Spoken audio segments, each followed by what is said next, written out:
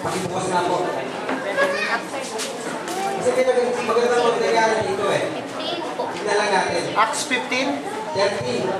20. 13, chapter 13, verse 15.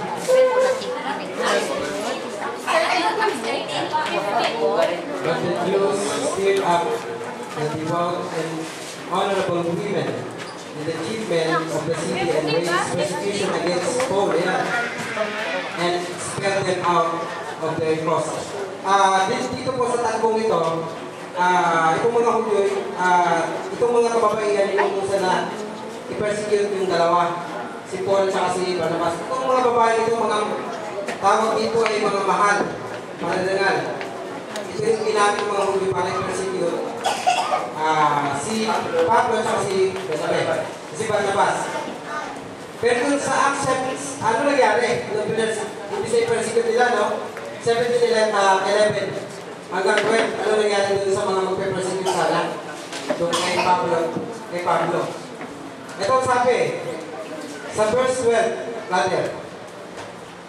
Ayan, dahil ito sa attitude, kasi meron silang magandang attitude eh. Pinakonvert.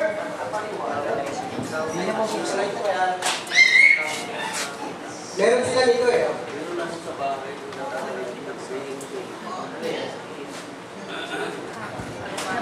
Yan, meron sila yan.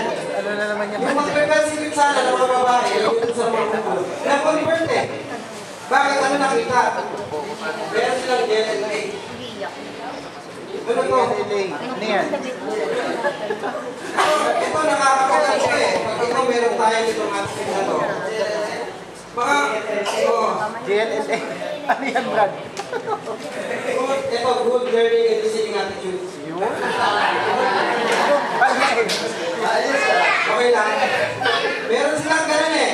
Pag nakita nila yung mga tao na talaga meron silang open mind, hindi nag-search sila, imbis na i-persecute, ano nangyari? Bibili. Nagkaroon ng conversation eh. Nagkaroon ng ano eh, converted eh. Na-convert yung mga ano eh, mga i-persecute na to, kay Paul. Tumanggap eh, di ba? Amen. Yan o, Greeks. And of men. Hindi na konti, madami pa. Ibig sabihin, pag meron na yung attitude, dito, di ako against dito. Amen. Right tayo. Right tayo. May attitude lang tayo na katulad dito. Amen. Hindi naman kasi lahat ng Berean o taga-Berea, may attitude na gano'n. Yes. Ma? Pero meron doon na readiness of mind, kumbaga bukas sila, nag-search sila, tumanggap sila sa salita. Ang resulta, maraming tumanggap din. Diba? Yung mga nag-persecute, ay gusto mag-persecute, tumanggap din sa salita ng Panginoon. So yung mga gineka, mga mahal na tao yan, ibig sabihin, hindi yan basta-basta. At sabi nito, lalaki babae, hindi na konti yan, maraming tumanggap. Dahil dun sa ganitong attitude.